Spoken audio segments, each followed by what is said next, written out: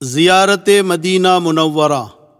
الحمدللہ حج اور عمرے پر تفصیل سے بیان ہو چکا، اب آپ کے سامنے زیارت مدینہ منورہ کے آداب پیش کیے جاتے ہیں، آپ توجہ کے ساتھ سنیں۔ حج کے بعد سب سے افضل اور سب سے بڑی سعادت سید الانبیاء رحمت للعالمین تاجدار مدینہ رسول مقبول صلی اللہ علیہ وسلم کے روضہ اقدس کی زیارت ہے۔ رسول اللہ صلی اللہ علیہ وسلم کی عظمت و محبت وہ چیز ہے جس کے بغیر ایمان ہی مکمل نہیں ہوتا۔ اس کا تقاضا ایمان والے کو بھی فطری طور پر ہونا چاہیے کہ دیار قدس میں پہنچنے کے بعد روضہ اقدس کی زیارت کے بغیر واپس نہ ہو، اور اس پر مزید یہ کہ روضہ اقدس کے سامنے حاضر ہو کر درود و سلام کے بعد وہ عظیم انعامات و ثمرات اور برکات کا حاصل ہو جانا جو دور سے درود و سلام پڑھنے سے حاصل نہیں ہو سکتے۔ رسول اللہ صلی اللہ علیہ وسلم نے فرمایا، جس نے حج کیا پھر میری قبر کی زیارت میری وفات کے بعد کی تو گویا اس نے میری زندگی میں میری زیارت کی۔ ایک حدیث میں اللہ کے نبی صلی اللہ علیہ وسلم کا ارشاد ہے، من زار قبری وجبت لہو شفاعتی، جس نے میری قبر کی زیارت کی اس کے واسطے میری شفاعت واجب ہو گئی۔ ایک حدیث میں حضور صلی اللہ علیہ وسلم کا ارشاد ہے، جس نے بیت اللہ کا حج کیا اور میری زیارت نہ کی اس نے مجھ پر ظلم کیا۔ جب مدینہ طیبہ کی طرف چلیں تو راستے میں کثرت سے درود و سلام پڑھتے رہیں، اور محبت نبوی کو بیدار کرنے کے لیے اگر آپ کو ذوق ہو تو نعتیہ اشعار بھی خوب ذوق و شوق سے پڑھیں۔ بسیں اور گاڑیاں چند گھنٹوں میں آپ کو مدینہ منورہ پہنچا دے گی، آپ کو راستے میں کہیں غسل کرنے یا لباس بدلنے کا موقع نہیں ملے گا، اس لیے مناسب ہے کہ آپ مدینہ منورہ روانگی سے پہلے غسل کر لیں اور مدینہ طیبہ کی حاضری کی نیت سے اچھے کپڑے بدل لیں، خوشبو لگائیں، راستے میں خوب ذوق و شوق کے ساتھ درود و سلام پڑھتے رہیں۔ حرمین شریفین کے قیام میں خاص کر مدینہ منورہ میں 5 چیزوں کا خوب اہتمام کریں تاکہ یہ چیزیں ہمیشہ کے لیے آپ کی عادت بن جائیں۔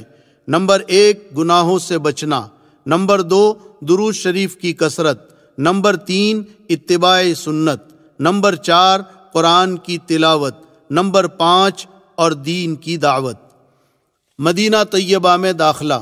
جب مدینہ طیبہ کی عمارتیں اور درخت نظر آنے لگے تو ذوق و شوق کو بیدار کر کے خوب درود شریف پڑھیں، خشوع خضوع اور تواضع کی کیفیت پیدا کریں۔ جب مدینہ منورہ سے قریب ہونے لگے تو اللہ تعالیٰ سے دعا کریں، اے اللہ یہ تیرے حبیب کا شہر ہے اور تیرے حبیب نے تیرے حکم سے اس کو حرم قرار دیا ہے، اس میں میرے داخلے اور میری حاضری کو ہر قسم کے عذاب سے امان کا ذریعہ بنا، اور مدینے میں داخلے کے وقت اللہ کی طرف متوجہ ہو کر خشوع خضوع کے ساتھ یہ دعا پڑھے، بسم اللہ لا حول ولا قوت الا باللہ رب ادخلنی مدخل صدق واخرجنی مخرج صدق واجعل لی من لدنک سلطانا نصیرا۔ اے پروردگار مجھے صحیح طور پر داخل کریں اور صحیح طور پر نکالیں، اور اپنی طرف سے میرے لیے مددگار بنا دیں۔ پھر چلتے چلتے یہ دعا کریں، اے اللہ جس کرم سے تو نے مجھے یہ دن دکھایا ہے کہ میں تیرے حبیب کے محبوب شہر میں داخل ہو رہا ہوں، اسی کرم سے تو مجھے یہاں کی خاص برکتیں عطا فرما اور ان تمام باتوں سے میری حفاظت فرما جو ان برکتوں سے محرومی کا ذریعہ ہو۔ مسجد نبوی میں حاضری۔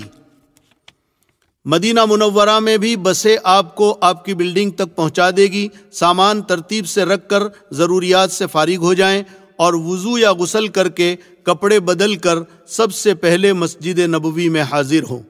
یہاں بھی یہ بات دھیان میں رکھیں کہ اگر آپ پر تھکان زیادہ ہو تو آرام کر کے حشاش بشاش ہو کر پھر مسجد نبوی میں حاضر ہوں۔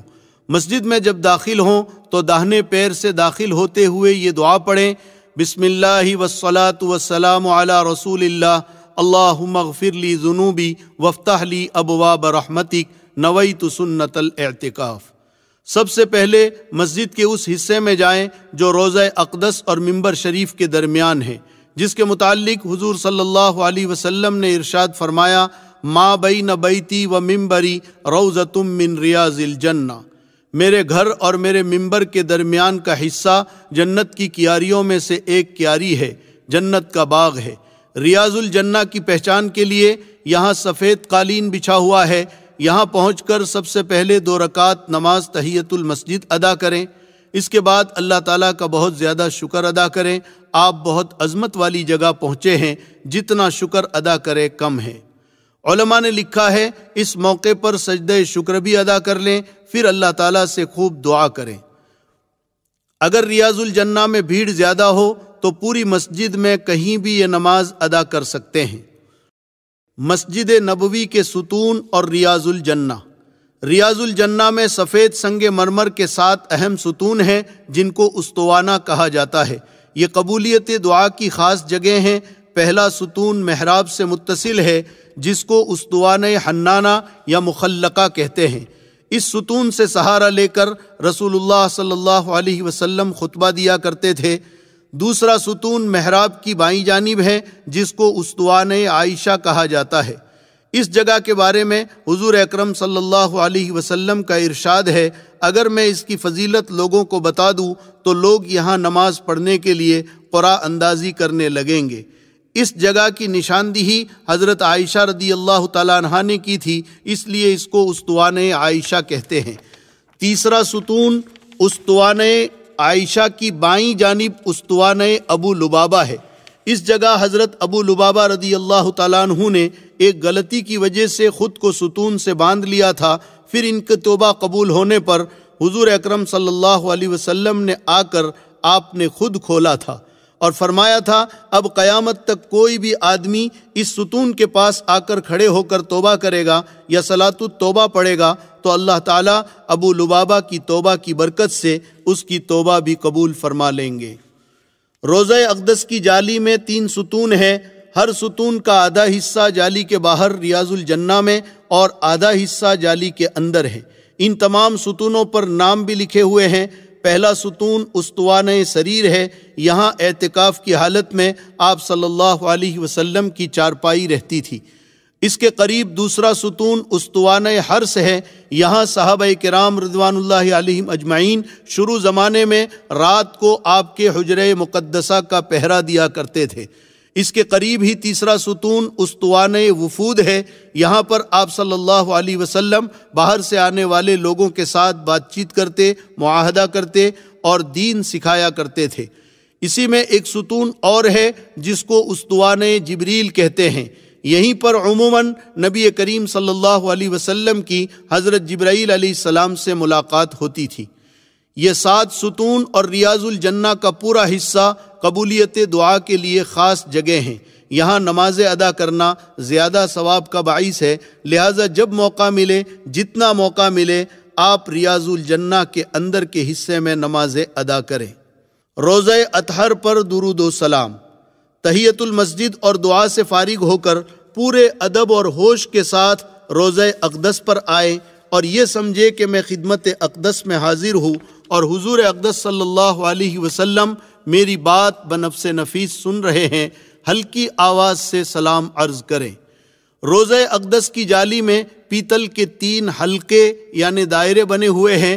ان میں جو بڑا حلقہ دائرہ ہے وہ حضور اقدس صلی اللہ علیہ وسلم کے چہرے انور کے سامنے ہیں، اور دوسرے دائرے کے برابر میں حضرت ابوبکر صدیق رضی اللہ تعالیٰ عنہ ہے، اور تیسرے حلقے کے برابر میں حضرت عمر فاروق رضی اللہ تعالیٰ عنہ ہے۔ ان حلقوں کے سامنے کھڑے ہو کر سلام پیش کرنا ہے، تینوں الگ الگ دروازوں کے سامنے کھڑے ہو کر نہیں بلکہ ان حلقوں اور دائروں کے سامنے۔ یہ دھیان رکھیں کہ یہاں بھیڑ زیادہ ہوتی ہے تو کسی کو تکلیف نہ پہنچے، اس کا خاص خیال رکھیں۔ نہایت ادب کے ساتھ، تواضع کے ساتھ، نگاہ جھکاتے ہوئے مختصر طور پر یوں سلام عرض کرے: الصلاۃ والسلام علیک یا رسول اللہ، الصلاۃ والسلام علیک یا حبیب اللہ، الصلاۃ والسلام علیک یا خیر خلق اللہ، الصلاۃ والسلام علیک یا سید ولد آدم۔ اس جگہ عورتیں بہت زیادہ بے احتیاطی کرتی ہے، دھکا مکی کرتی ہے، سر سے دوپٹہ بھی اتر جاتا ہے، یہ بہت ہی نامناسب بات ہے۔ اس سے بہتر تو یہ ہے کہ باہر سے ہی صلاۃ و سلام پیش کریں، اور جو معذور ہے، اندر نہیں جا سکتے، وہ بھی باہر سے ہی سلام پیش کریں۔ سلام پیش کرنے کے بعد جن دوستوں اور بزرگوں اور عزیزوں نے آپ سے سلام کی فرمائش کی ہے اور بعض سے آپ نے وعدہ بھی کر لیا ہے، ان کا سلام حضور اکرم صلی اللہ علیہ وسلم کو پہنچائے۔ نام یاد ہو تو نام لے کر یا سب کی طرف سے یوں کہیں کہ یا رسول اللہ پر اور آپ کی رسالت پر ایمان رکھنے والے اور آپ کا نام لینے والے چند بزرگوں اور عزیزوں نے آپ کو سلام پیش کیا ہے، آپ ان کا سلام قبول فرمائیں۔ علماء نے لکھا ہے کہ جب حضور پاک صلی اللہ علیہ وسلم کے روضہ اقدس کے سامنے کھڑے ہوں تو اس یقین کے ساتھ کھڑے ہوں کہ آپ صلی اللہ علیہ وسلم اپنی قبر مبارک میں آرام فرما رہے ہیں اور ہر آنے والے کو جانتے ہیں، اور سلام کرنے والے کا جواب آپ بنفس نفیس خود دیتے ہیں، پھر بہت آہستہ آواز میں اپنے ایمان کی گواہی دیں، یعنی اس طرح کہیں یا رسول اللہ، میں آپ کو گواہ بنا کر کہتا ہوں اشہد ان لا الہ الا اللہ و اشہد ان محمدًا عبدہ و رسولہ۔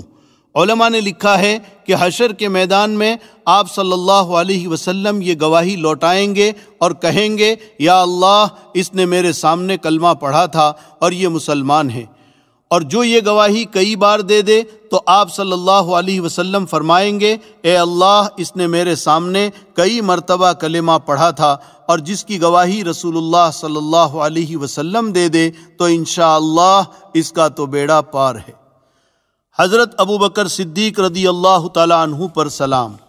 حضور اکرم صلی اللہ علیہ وسلم پر صلاۃ و سلام سے فارغ ہو کر ایک ہاتھ کے برابر دائیں طرف آگے بڑھ کر دوسرے حلقے کے پاس آ جائیں اور حضرت ابو بکر صدیق رضی اللہ تعالی عنہ کو اس طرح سلام پیش کریں: السلام علیک یا خلیفۃ رسول اللہ وثانیہ فی الغار ورفیقہ فی الاسفار وامینہ علی الاسرار ابا بکر الصدیق رضی اللہ تعالی عنہ جزاک اللہ عن امت محمد خیرا۔ آپ پر سلام ہو اے اللہ کے رسول کے خلیفہ، غار میں آپ کے ساتھی، سفروں میں آپ کے رفیق، آپ کے رازوں کے امین ابو بکر صدیق، آپ پر سلام ہو۔ اللہ تعالیٰ آپ کو امت محمدیہ کی طرف سے بہترین جزا عطا فرمائیں۔ پھر جن لوگوں نے سلام کہا ہو ان کا سلام پہنچا دے۔ حضرت عمر فاروق رضی اللہ تعالیٰ عنہ پر سلام۔ حضرت ابو بکر صدیق رضی اللہ تعالیٰ عنہ پر سلام سے فارغ ہو کر پھر ایک ہاتھ دائیں طرف آگے بڑھ کر تیسرے حلقے کے پاس آ جائیں اور حضرت عمر رضی اللہ تعالیٰ عنہ کو ان الفاظ میں سلام پیش کریں: السلام علیک یا امیر المؤمنین عمر الفاروق الذی اعز اللہ بک الاسلام امام المسلمین مردیا حیا ومیتا جزاک اللہ عن امت محمد خیرا۔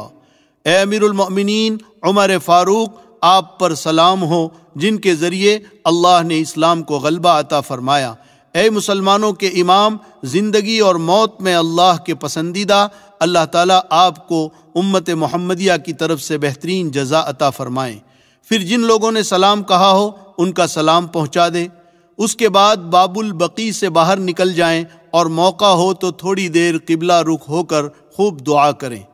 مدینہ منورہ کے قیام کو خوب غنیمت سمجھے، جہاں تک ہو سکے زیادہ وقت مسجد نبوی میں گزاریں اور درود شریف کثرت سے پڑھتے رہیں، قرآن کی تلاوت بھی خوب کریں، وقت بالکل ضائع نہ کریں۔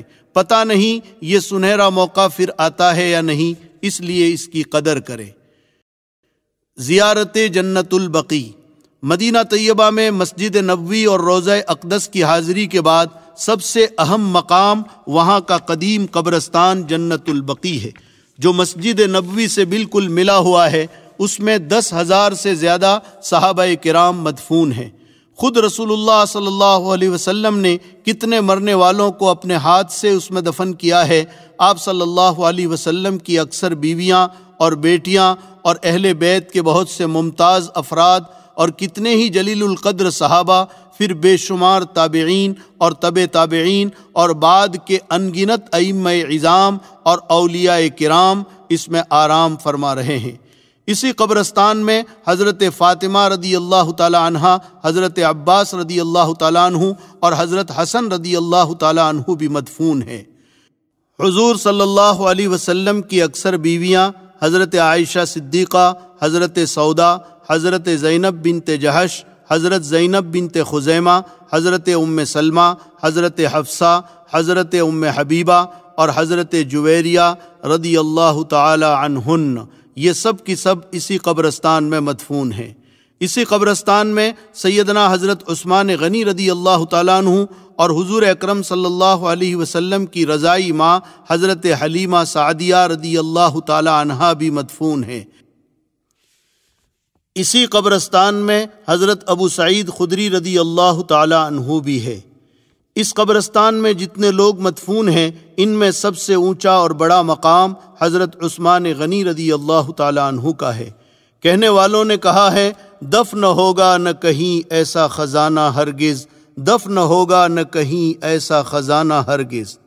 لہٰذا حسب موقع جنت البقیع کی بھی زیارت کرتے رہیں، ان میں مدفون تمام لوگوں کے لیے اور اپنے لیے دعائیں کرتے رہیں، اور جس قدر بھی آپ کو قرآن کریم کا حصہ یاد ہو پڑھ کر جنت البقیع میں مدفون حضرات کو بخشتے رہیں۔ عموماً اشراق کے وقت اور عصر کے بعد جنت البقیع کا دروازہ کھلتا ہے۔ حضور اکرم صلی اللہ علیہ وسلم نے فرمایا، بقیع کے سردار حضرت عثمان غنی رضی اللہ تعالیٰ عنہ ہے، جب بھی بقیع میں آؤ تو سب سے پہلے حضرت عثمان رضی اللہ تعالیٰ عنہ کی قبر پر آؤ۔ قیامت کے دن سب سے پہلے اسی قبرستان کے لوگ اٹھیں گے۔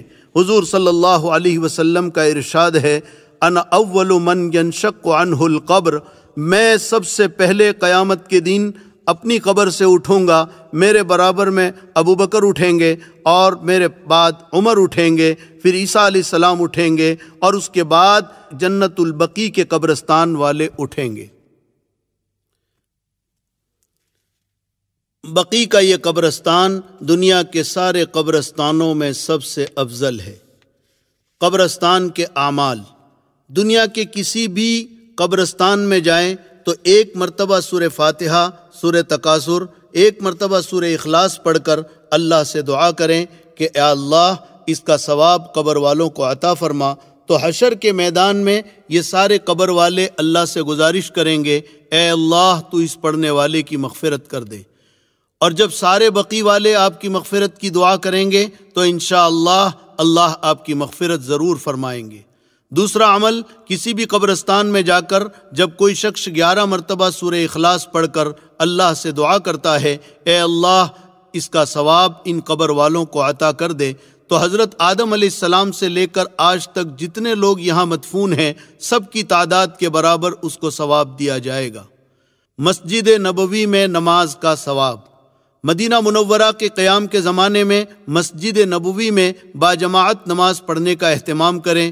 مسجد نبوی میں باجماعت نماز پڑھنے کا بہت زیادہ ثواب ہے۔ بخاری شریف کی ایک حدیث میں حضور اکرم صلی اللہ علیہ وسلم کا ارشاد ہے، میری اس مسجد میں ایک نماز کا ثواب 1000 نمازوں سے بہتر ہے سوائے مسجد حرام کے، کیونکہ مسجد حرام میں باجماعت نماز پڑھنے کا ثواب دوسری مسجدوں کے مقابلے میں 1,00,000 نمازوں سے افضل ہے۔ ابن ماجہ کی ایک روایت میں مسجد نبوی کی ایک نماز کا ثواب 50,000 نمازوں کے برابر بتایا گیا ہے۔ مسجد نبوی میں 40 نمازیں۔ مدینہ منورہ کے قیام میں افضل ترین عمل یہ ہے کہ سرکار دو عالم صلی اللہ علیہ وسلم پر درود شریف کثرت سے پڑھا جائے اور نمازوں کو باجماعت مسجد نبوی میں ادا کیا جائے۔ مسجد نبوی میں 40 نمازوں کی بڑی فضیلت ہے۔ حضرت انس رضی اللہ تعالیٰ عنہ سے روایت ہے کہ رسول اللہ صلی اللہ علیہ وسلم نے ارشاد فرمایا، من صلی 40 صلاۃ فی مسجدی ھذا، جس نے میری اس مسجد میں 40 نمازیں پڑھی، ان میں سے ایک بھی نماز فوت نہ ہوئی یعنی چھٹی نہ ہو، تو اس کے لیے اللہ کی طرف سے 3 قسم کی براءت کا اعلان ہے۔ نمبر 1 جہنم سے براءت، نمبر 2 عذاب سے براءت، نمبر 3 نفاق سے براءت، یعنی یہ بندہ نہ جہنم میں جائے گا، نہ اللہ اس کو عذاب میں ڈالے گا، اور نہ یہ بندہ منافق ہوگا۔ لہٰذا مسجد نبوی میں 40 نمازوں کو باجماعت ادا کرنے کا پورا اہتمام کریں۔ مرد حضرات اس کا خیال رکھیں، عورتوں کو تو یہ فضیلت اپنے گھر میں اور ہوٹل میں نماز پڑھنے سے بھی مل جائے گی۔ اسی طرح مکہ مکرمہ میں بھی عورتوں کو نماز اپنے گھر پر پڑھنے پر بھی 1,00,000 نمازوں کا ثواب مل جائے گا۔ مدینہ منورہ کے کچھ اور مقامات کی زیارتیں۔ جبل احد مدینہ منورہ سے 3 میل کے فاصلے پر یہ ایک بہت بڑا پہاڑ ہے، جس کے بارے میں حضور صلی اللہ علیہ وسلم نے ارشاد فرمایا، جبل یحبنا ونحبہ، یہ وہ پہاڑ ہے جو ہم سے محبت کرتا ہے اور ہم اس سے محبت کرتے ہیں۔ اسی پہاڑ کے دامن میں اسلام کی مشہور لڑائی جنگ احد ہوئی تھی، جس میں حضور اکرم صلی اللہ علیہ وسلم زخمی ہوئے تھے، آپ کے دندان مبارک شہید ہوئے تھے اور 70 صحابہ کرام شہید ہوئے تھے۔ انہی شہداء میں حضور اکرم صلی اللہ علیہ وسلم کے حقیقی چچا سید الشہداء حضرت حمزہ رضی اللہ تعالی عنہ بھی ہے۔ تمام شہداء اسی جگہ مدفون ہیں۔ احد کا یہ قبرستان خوبصورت جالی سے بند کر دیا گیا ہے۔ احد کے میدان میں بھی کھڑے ہو کر ہم قبرستان والے اعمال ضرور کر لیں، کیونکہ احد کے میدان میں بھی ایک قبرستان ہے۔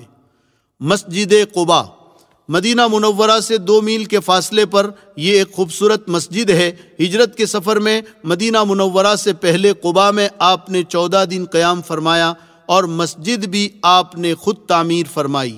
اس مسجد کا اور اس مسجد میں نماز پڑھنے والوں کا اللہ تعالیٰ نے قرآن میں بھی ذکر فرمایا ہے۔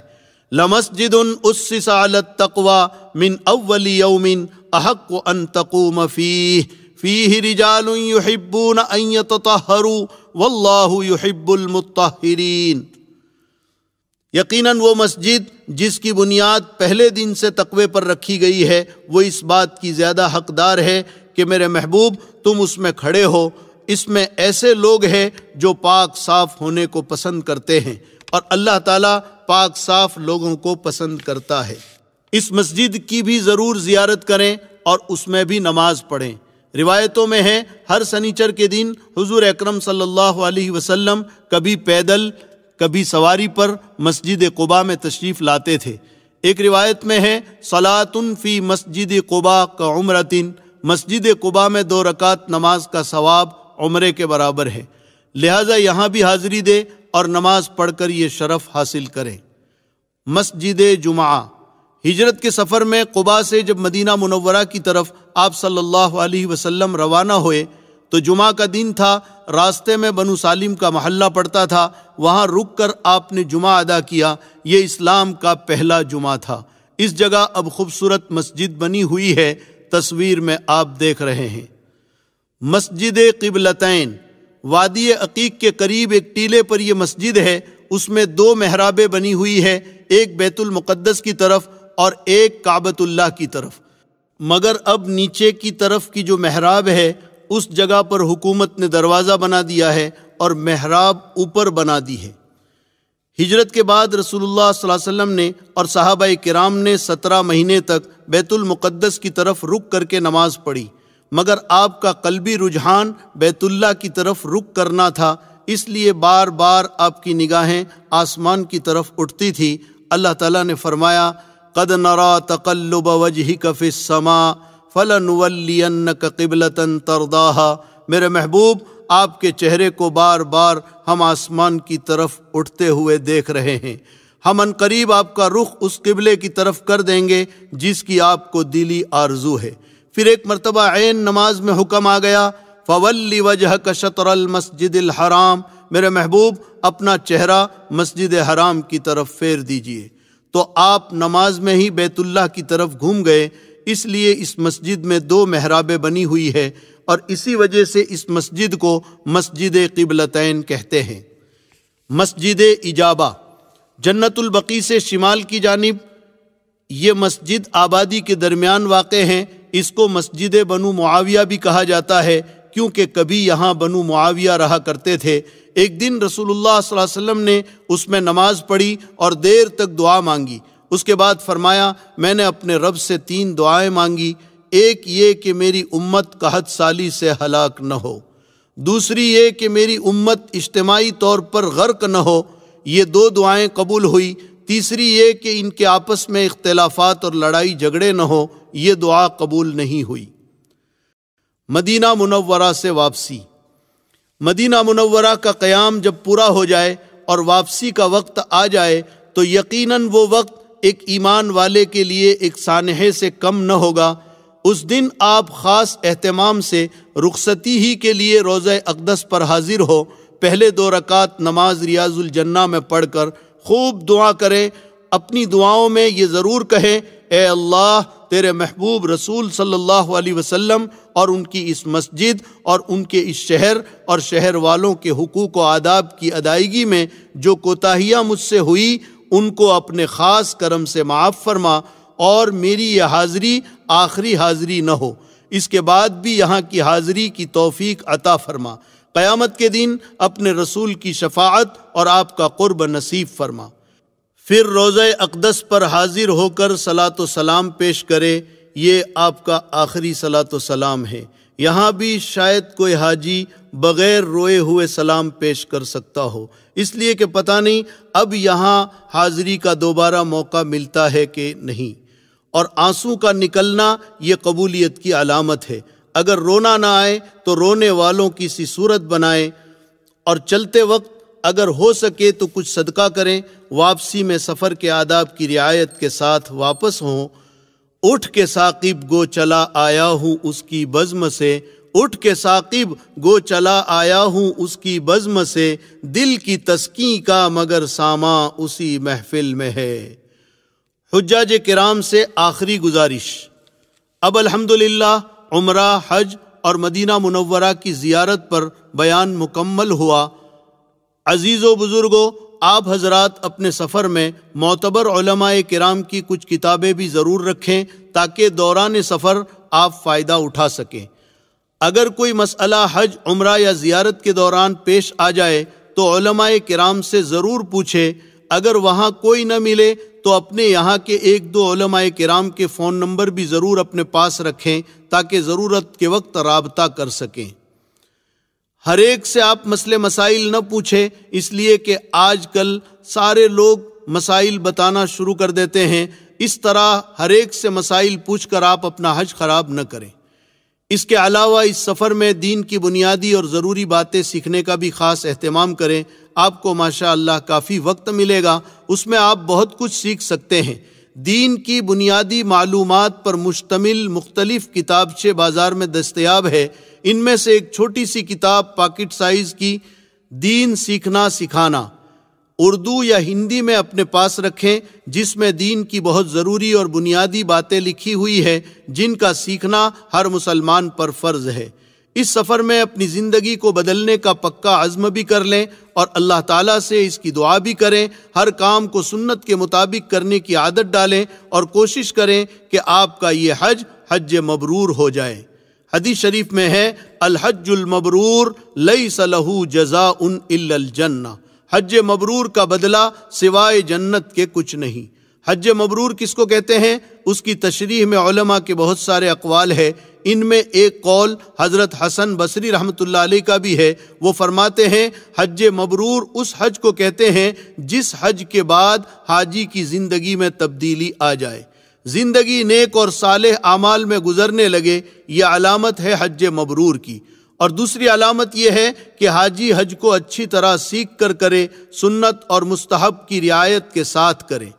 اخیر میں تمام حجاج کرام سے مؤدبانہ درخواست کی جا رہی ہے کہ آپ اس مبارک سفر میں اپنی دعاؤں میں اس ناچیز کو اور ہمارے ادارے دینیات اور اس کے تمام اراکین اور ان کے خاندان والوں کو اور پوری امت کو بھی شامل کر لیں۔ اللہ تعالیٰ آپ کے اس سفر کو آسان فرمائے اور قبول فرمائے اور ہماری اس چھوٹی سی کوشش کو قبول فرمائے۔ وآخر دعوانا ان الحمد للہ رب العالمین۔